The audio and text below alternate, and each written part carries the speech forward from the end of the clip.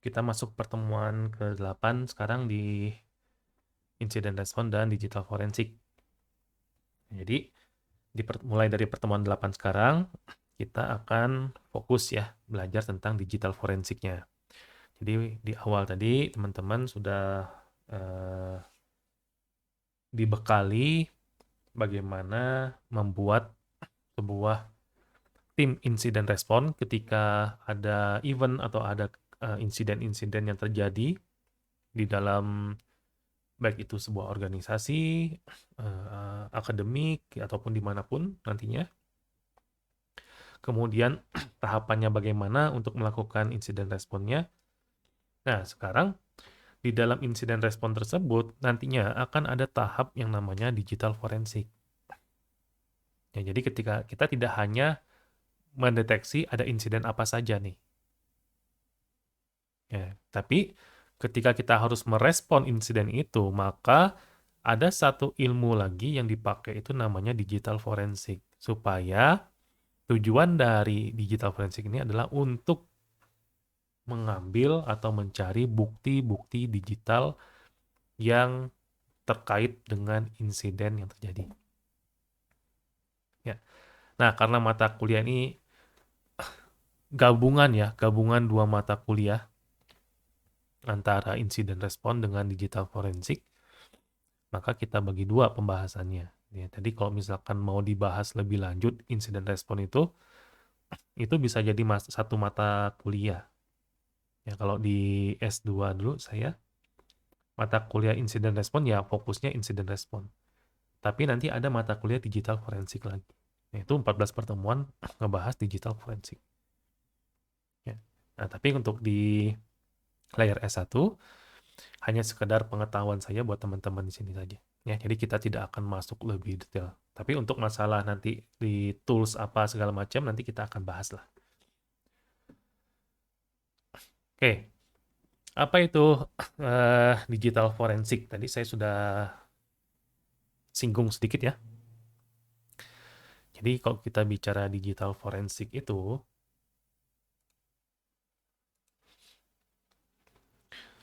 merupakan sebuah proses yang dilakukan untuk mencari bukti-bukti digital terhadap sebuah serangan, sebuah insiden yang terjadi. Nah, digital forensik ini dia punya macam-macam frameworknya, tapi ini yang saya ambil di slide ini, saya ambil dari DVRWS ya. Jadi teman-teman bisa coba masuk ke websitenya dvrws.org. Yang di situ ada framework digital investigation-nya. Nah, di dalam framework ini, proses dari digital forensik itu dilakukan dengan 6 tahap. Yang pertama adalah melakukan identifikasi, kemudian melakukan preservasinya dulu. Yang ketiga adalah collection, yang keempat adalah examination, yang kelima adalah analysis, dan yang terakhir adalah presentation. Ya. Jadi ada 6 proses dari digital forensik berdasarkan framework dari DVRWS. Ya, kalau teman-teman cari framework yang lain ya silakan saja. Kayak NIST. Tahu saya NIST juga dia mengeluarkan framework tentang digital forensik.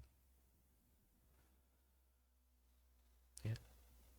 Nah, kita lihat satu persatu dulu prosesnya. Apa itu identifikasi atau identification? Ketika ada serangan, ya ketika ada serangan terjadi, ketika ada insiden terjadi, biasanya insiden tersebut akan meninggalkan jejak-jejak bukti digital. Sama halnya terhadap eh, kejahatan-kejahatan yang terjadi di dunia nyata. Pasti sama. Contoh misalkan kasus yang heboh kemarin ya, yang apa? Pernah dengar nggak kasus yang pembunuhan suami yang di Subang itu?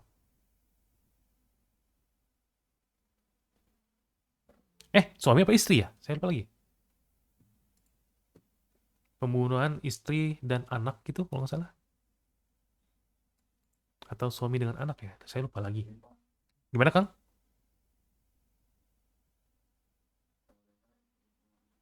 Istri dan anaknya yang dibunuh ya.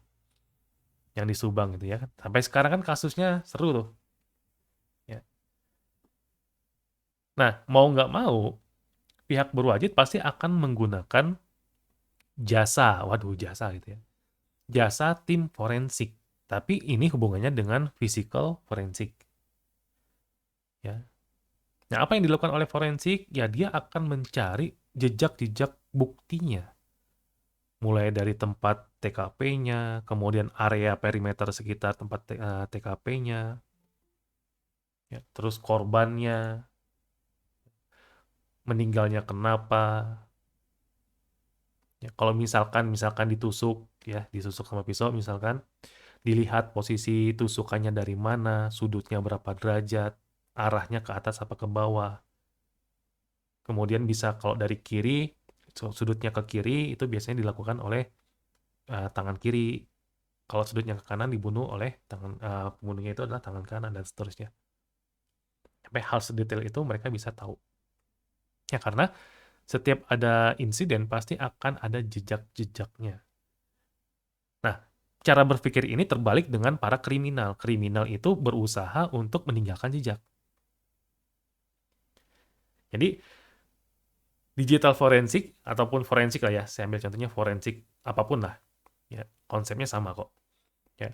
Forensik, orang-orang forensik dan juga para kriminal itu kayak kucing dan anjing. Ya, saling kejar-kejaran. Ya. Tikus dan kucing lah yang anjing ini. Tikus dan kucing ya, Tom and Jerry. Yang satu itu berusaha menghilangkan jejak semuanya, yang satu berusaha mencari jejak, bukti-buktinya. Nah, digital forensik pun sama, di dunia digital sama. Ya. Pasti akan ada trace evidence, artinya ini adalah jejak-jejak digital yang tertinggal ketika dua sistem itu saling berinteraksi. Dua komputer, dua perangkat saling berinteraksi. Jadi pasti akan ada jejak digitalnya. Contoh misalkan Kang Rafli buka web browser kemudian akses facebook.com. Itu kan interaksi antara komputernya Kang Rafli dengan server Facebook.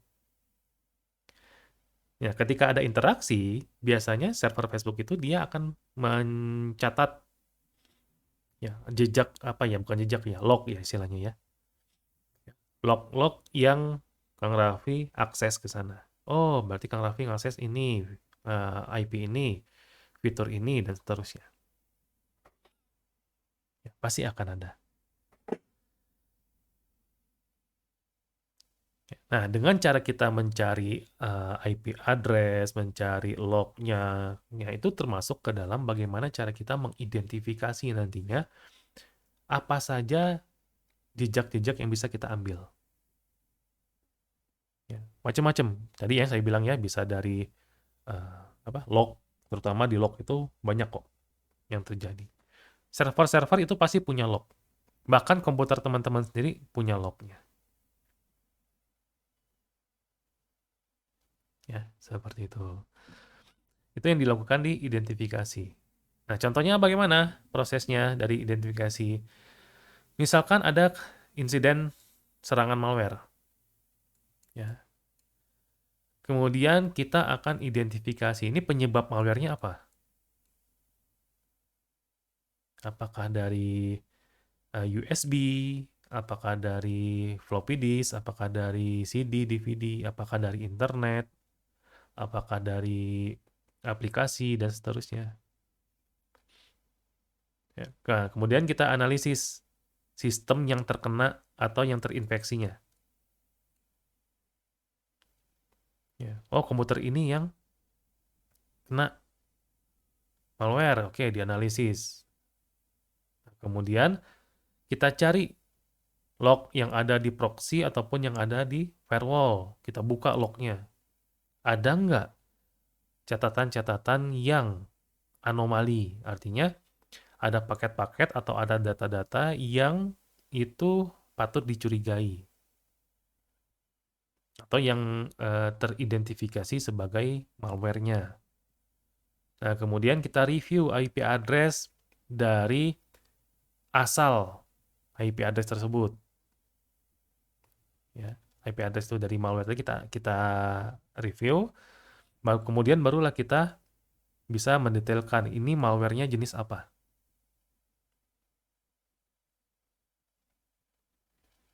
Ya. Ini adalah contoh dari proses identifikasi ketika ada serangan malware. Ya.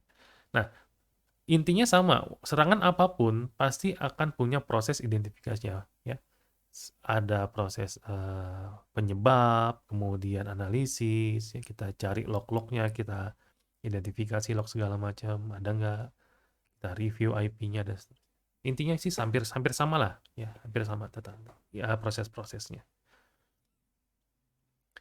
Yang kedua adalah preservation. Apa itu preservation? Nah, ketika kita sudah mengidentifikasi buktinya tadi, ya, maka kita harus punya panduan. Ya, kita harus menjaga panduan untuk menjaga atau mengamankan dari berbagai macam jenis cara modifikasi ataupun penghapusan. Ini sangat rentan ya, kalau kita bicara data digital, di dunia ya, digital itu sendiri, file, dokumen, atau bukti digital itu akan sangat rentan terhadap modifikasi dan juga penghapusan. Ini sangat rentan sekali. Ya. Makanya log yang kita ambil dari firewall ataupun dari proxy itu harus kita jaga benar-benar. Ya, jangan sampai ada yang memodifikasi log tersebut, jangan sampai ada yang mendelete isi dari log tersebut. Makanya kita harus lakukan tahap preservasi ini. Jadi kita jaga semua bukti-bukti tadi ya, dari modifikasi dan penghapusannya.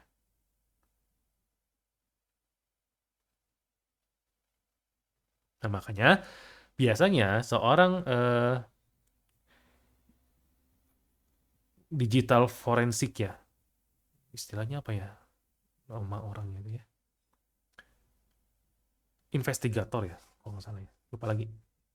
Ya, pokoknya orang yang melakukan forensik itu, ketika dia sudah membuat perimeter area TKP-nya, misalkan ada komputer nih ya, di perusahaan A. Ya, atau kemarin tuh kasus-kasus yang kemarin ya, yang ada penggerbekan di kantor-kantor eh, pinjol, pinjol ilegal, ya, peminjaman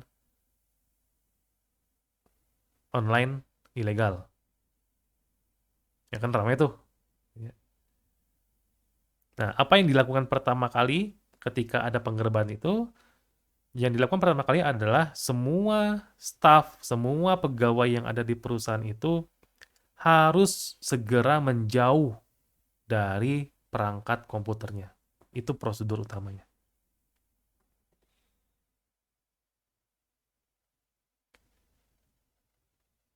Ya.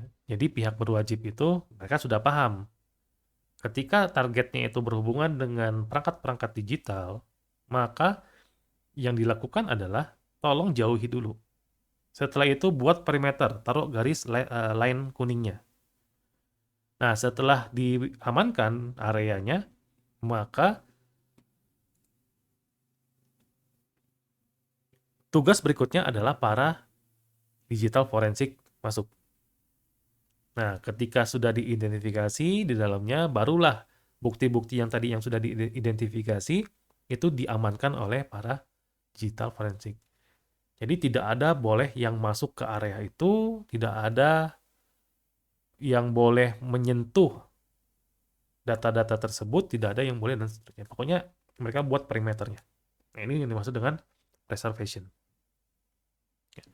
Nah, collection yang ketiga itu adalah bagaimana cara kita mengexamine, ya, bagaimana cara kita eh, mengambil, mengoleksi, mengumpulkan data-data digitalnya.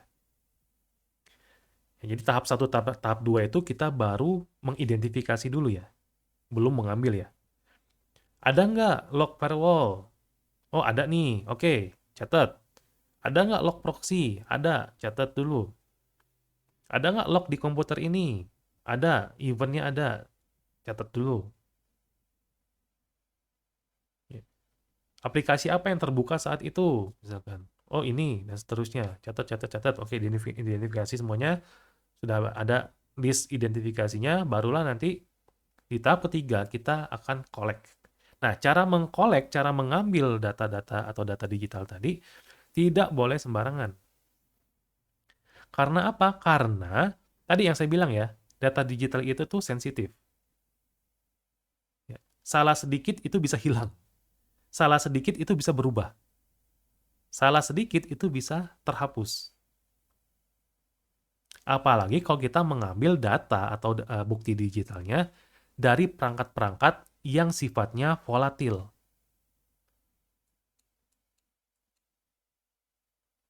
Apa itu volatil, Pak? Volatil itu adalah perangkat-perangkat yang ketika listriknya mati atau tidak ada aliran listrik, maka data di dalam perangkat itu akan hilang.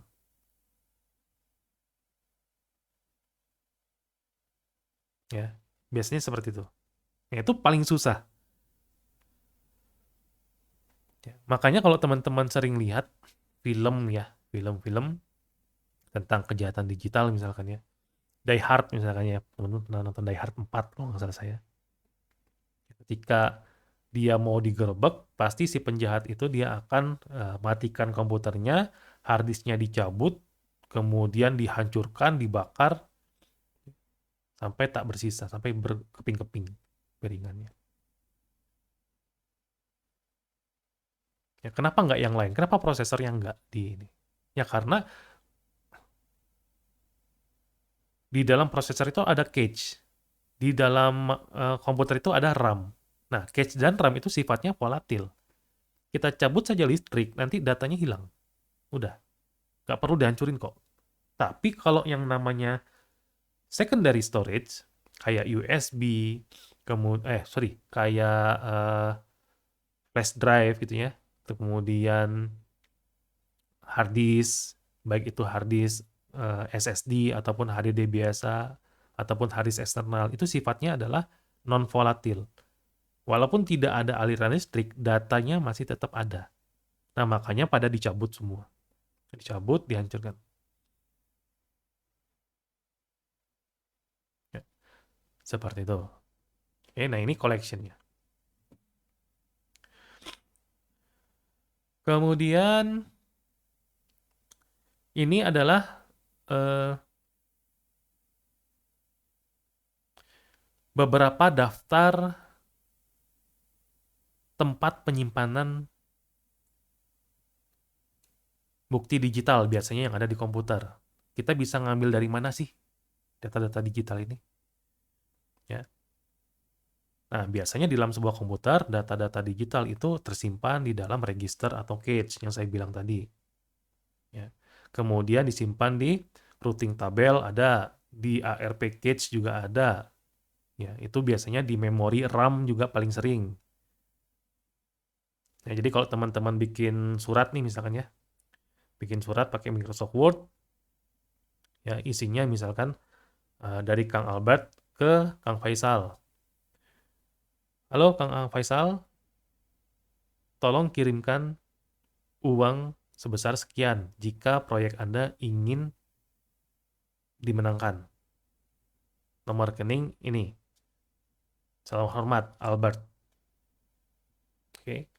Setelah itu, udah bikin suratnya, kemudian di-save, Microsoft Word-nya di-close, kemudian filenya dikirim melalui email. Oke. Komputernya tidak dimatikan. Tiba-tiba datang polisi, jebret. Nah, selama komputer belum dimatikan, walaupun kita sudah close Microsoft Word-nya, aplikasinya, tetap datanya itu masih tersimpan di RAM. Ya, masih tersimpan di RAM.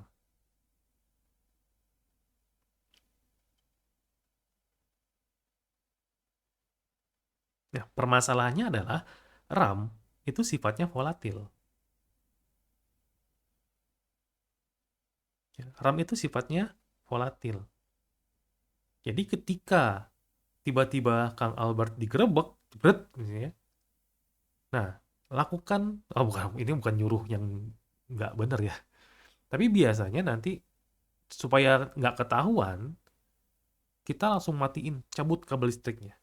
Tek, udah selesai. Ya. Paling tidak data yang ada di RAM-nya itu hilang. Ya. Walaupun surat tadi yang di save tadi, Microsoft tadi, itu sudah dihapus sama Kang Albert. Hapus misalkan, tek, udah nggak ada lagi di komputer kan. Nah, tapi tetap masih ada jejak digitalnya itu di RAM. Nah, itu sama investigator atau sama forensik itu bisa diambil datanya. Ya, seperti itu. Kemudian dari temporary file system itu kan ada di file temporary ya, file temp itu kan banyak sekali. Ya, itu bisa jadi ini tempat singgahnya bukti-bukti digital. Kemudian di disk ya, di CD, di DVD atau di hard disk. Ya. Kemudian di eh, tempat-tempat remote logging ataupun monitoring data. Kemudian physical configuration atau network topology. Itu bisa kita ambil juga dari sini. Atau dari archival media.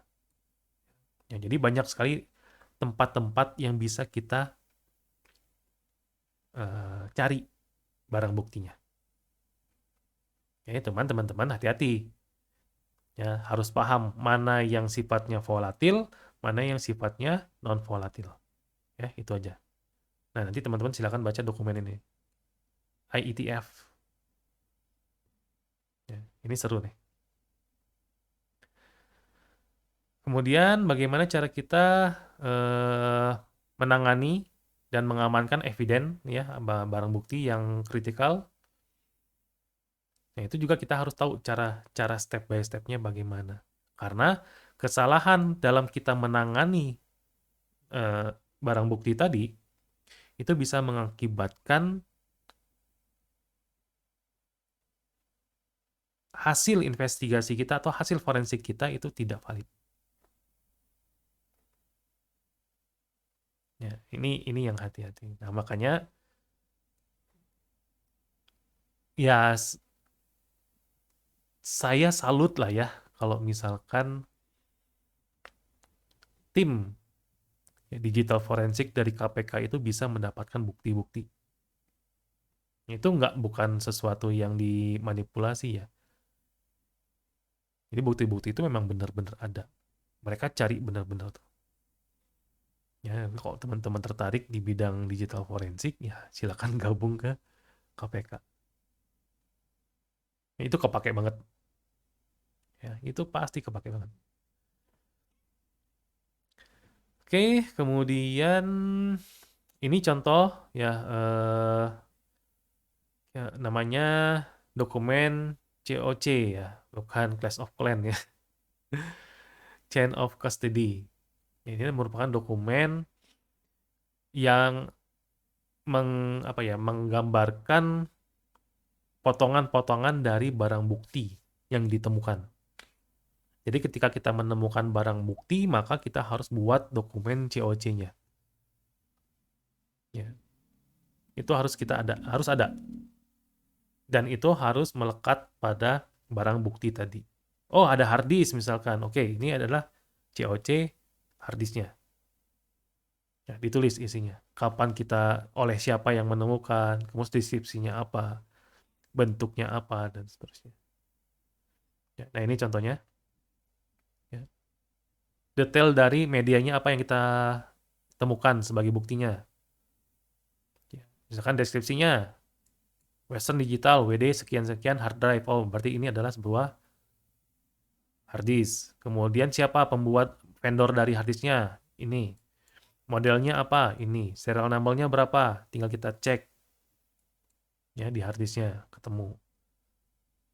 Ya, detail dari image atau filenya apa? Ya, kapan diambil, ditemukan? Tanggal sekian, bulan sekian, tahun sekian, jam sekian. Ya, siapa yang membuat dokumen COC ini? Si A. Ya, si Gareth. Iya, metode yang digunakan apa? Wireshark misalkan. Ya, terus disimpannya di mana? Di sini. Ini adalah media penyimpanan hasil ini ya, hasil imagingnya, hasil collectingnya. Kemudian nama filenya apa yang disimpan? Oh ini. Ada hash-nya nggak? Harus ada hash-nya. Ini sebagai barang apa?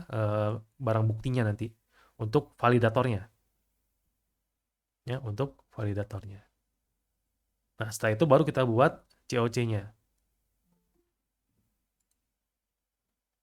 Ya, kita buat COC-nya. Pertama, tanggal sekian, jam sekian, dari siapa ke siapa. Alasannya apa? Ya. Kemudian kedua, bukti ini dari sini dikemanain lagi. Siapa yang bertanggung jawab, alasannya kenapa, dan seterusnya. Jadi dokumen COC ini jelas alur dari bukti-bukti tadi ngalirnya, berpindahnya. Ketika ada terjadi kehilangan, terjadi modifikasi, atau jadi kerusakan barang buktinya, nanti kita akan trace melalui dokumen COC ini. Jadi nggak ada lagi istilahnya main pingpong gitu kan. Lain orang lah, di saya mah bisa dulu mah. Ya kan si itu tuh gitu ya. Ayo we gitu ya. Ah, bukan saya. Nah, ini namanya COC atau Chain of Custody. Nah, kemudian yang keempat ada yang namanya examination.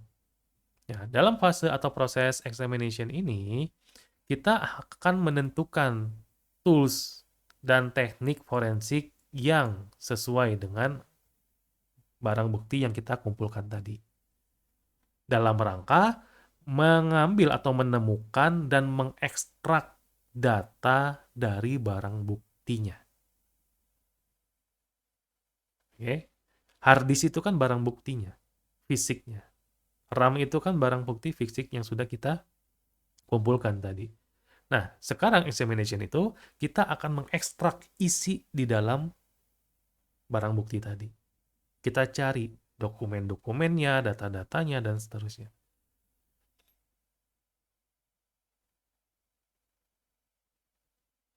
Ya, seperti itu. Kemudian tahap kelima adalah analisis. Nah, ini juga setelah dapat datanya, kita ekstrak datanya, baru data tersebut kita analisis. Ya, itu bisa kita analisis dengan menggunakan beberapa cara, proses lah pokoknya. Ya, setiap data itu punya proses yang berbeda-beda. Ini contoh misalkan. Ya. Telah ditemukan misalkan host yang diserang, komputer yang diserang. Kemudian dari komputer itu atau host tadi itu punya koneksi yang terbuka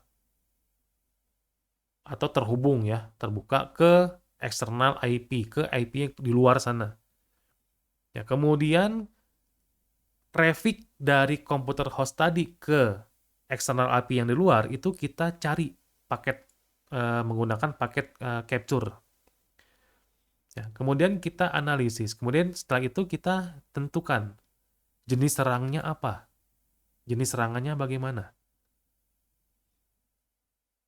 Ya, kemudian kita menentukan target komputer-komputer atau host-host yang sudah diserang tadi, barulah kita akan isolasi trafficnya. Ya, jadi ketika ada serangan masuk melalui jaringan, terus kita identifikasi, kita analisis, kita determinasi, kalau misalkan udah ada yang kena, berapa komputer yang kena, misalkan ya, Oh, ternyata ada 10 nih komputer yang kena. Maka di jaringan yang ngarah ke 10 komputer itu kita isolasi, kita cabut. Jangan sampai terhubung ke jaringan komputer-komputer lainnya.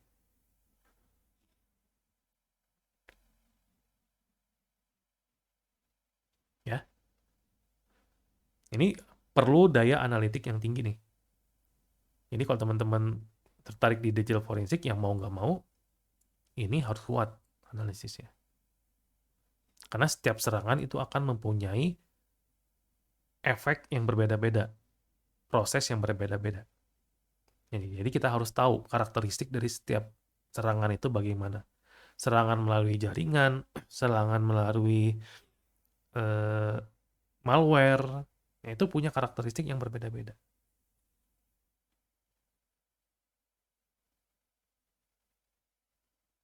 Ya, seperti itu. Kemudian yang terakhir, setelah dianalisis dan ketemu bukti-buktinya, dasar-dasarnya apa, kemudian jenis serangannya apa, lewat apa, dan seterusnya, maka tahap terakhir adalah kita presentasikan hasilnya. Nah, ini yang kadang-kadang bingung. Ya. Apa? Bingung apa, Pak, maksudnya? Ini yang kadang-kadang bisa bisa jadi di mata hukum itu masih lemah. Karena kalau misalkan bukti fisik, kan enak ya. Artinya kalau ada pembunuhan, ya udah. Buktinya apa? Pisau. Ya kan? Buktinya adalah pisau. Itu jelas. Ya, bekas darahnya ada, sidik jarinya ada, bentuk tusukannya sama, bentuk tusukan di tubuh sama bentuk pisaunya sama.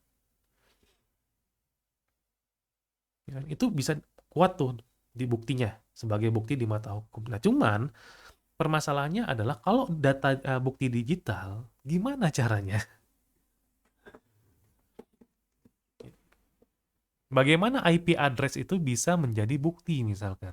Kan susah gitu loh. Tidak ada kelihatan fisiknya.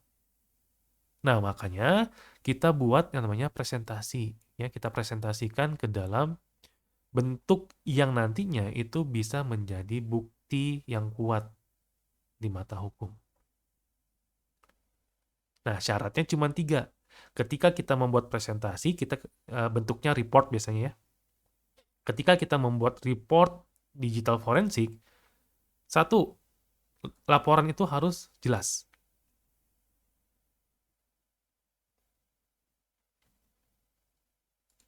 Ya.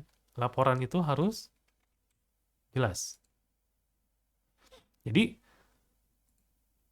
jangan membuat argumen-argumen yang aneh-aneh gitu ya, asumsi yang belibet lah gitu ya. To the point aja pokoknya. Ini jelas nih. Ini buktinya ini, fungsinya ini, inbox ini, ya, yang didapatkan ini dan seterusnya.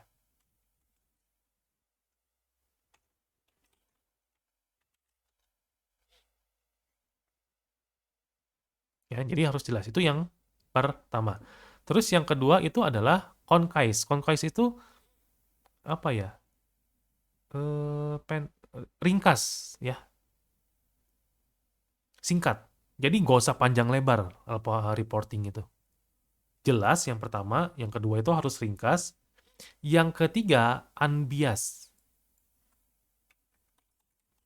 Ya, unbiased. Unbiased itu artinya isi reportnya itu tidak ada yang apa ya istilahnya mengarah ke pelakunya terus memberatkan si ini, memberatkan si itu, tidak memihak si ini gitunya.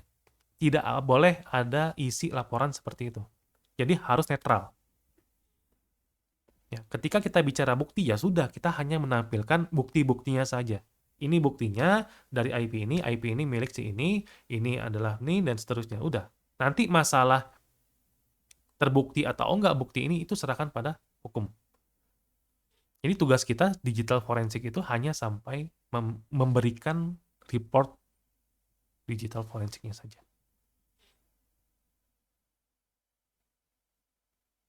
Ya. Nah, ini yang paling penting yang perlu teman-teman pahami untuk melakukan reporting atau di tahap yang presentation ini. Oke, sampai sini ada yang mau ditanyakan?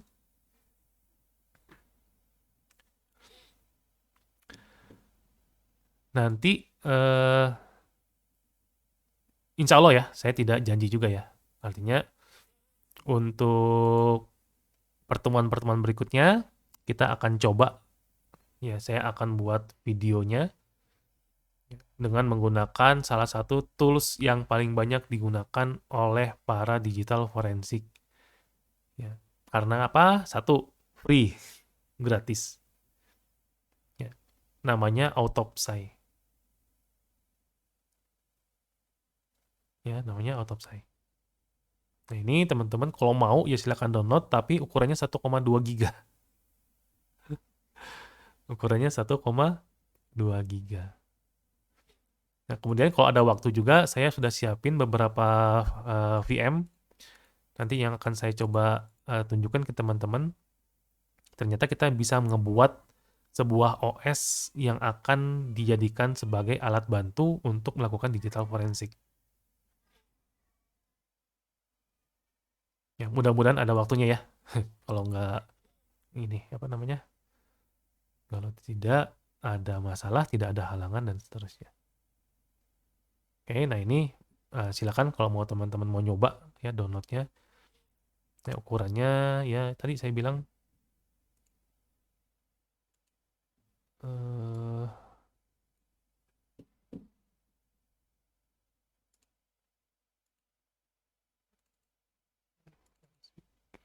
1,3 giga. Ya. Kalau yang ini mobile edit ini buat ngeforensik perangkat-perangkat mobile. Ya, tapi ini berbayar nih. Ya. Ya. Bajakannya ada, ya, tapi saya tidak menyarankan, saya nggak berani juga. Kalau mau download bajakannya, cracknya ada, aktif code-nya juga ada dalam bentuk keygen ataupun crack. Ya, tapi saya nggak mau nyoba, Cien. Ya, itu tadi saya coba autopsi aja. Ini paling paling paling sering digunakan. Oke, ya itu saja mungkin yang bisa saya sampaikan. Ya, kita ketemu lagi di pertemuan-pertemuan berikutnya. Assalamualaikum warahmatullahi wabarakatuh.